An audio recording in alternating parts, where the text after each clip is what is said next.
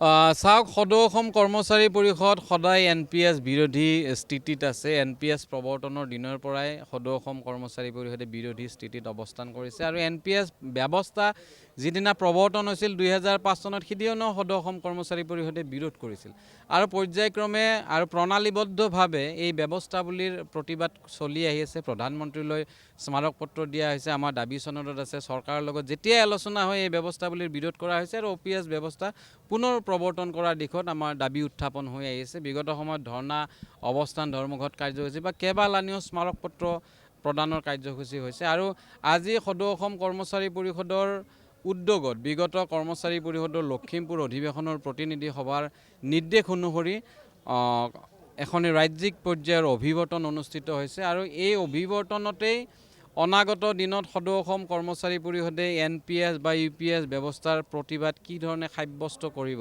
আৰু OPS ব্যৱস্থা কি ধৰণে প্ৰৱৰ্তনৰ দিশত চৰকাৰত হেঁচা প্ৰয়োগ কৰা হ'ব সেই দিশত এক সিদ্ধান্ত হ'ব। ইতিমধ্যে সদৌ অসম কৰ্মচাৰী পৰিষদৰ অন্তৰ্গত বিভিন্ন জিলা সমিতি, বিভিন্ন সংস্থা সংঘৰ প্ৰতিনিধিসকলে তেখেতসকলৰ অভিমত বক্তব্য ইয়াত লিখিত ৰূপত দিছে।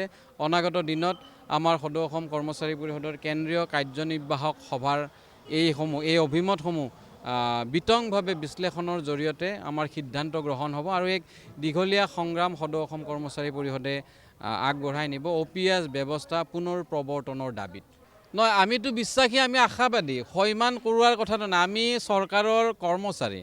আন সংগঠন, জাতীয় সংগঠনৰ তুলনাত সদৌ অসম কৰ্মচাৰী পৰিষদৰ জাতীয় সংগঠন যদিও আমি চৰকাৰী কৰ্মচাৰী। চৰকাৰী গণ্ডিত থাকি, নীতি নিৰ্দেশনাৰ গণ্ডিত থাকি সাংবিধানিক অধিকাৰ অনুযায়ী বা সংবিধানে যি আমাক অধিকাৰ ভোগ কৰাৰ অধিকাৰ দিছে সেই সাংবিধানিক নীতি নিৰ্দেশনা অনুসৰি আমাৰ সংগ্ৰাম অব্যাহত থাকিব। আমাৰ প্ৰথম কাম হৈছে আমাৰ যিটো চাকৰিৰ যিটো সেৱা প্ৰদান কৰিব লাগে সেৱা প্ৰদান। আমাৰ কামৰ ক্ষতি নহ'লে আকৌ কাইলৈ কুৱেশ্যন হ'ব বা আপোনালোকে ক'ব যে কৰ্ম সংস্কৃতিত ব্যাঘাত হৈছে।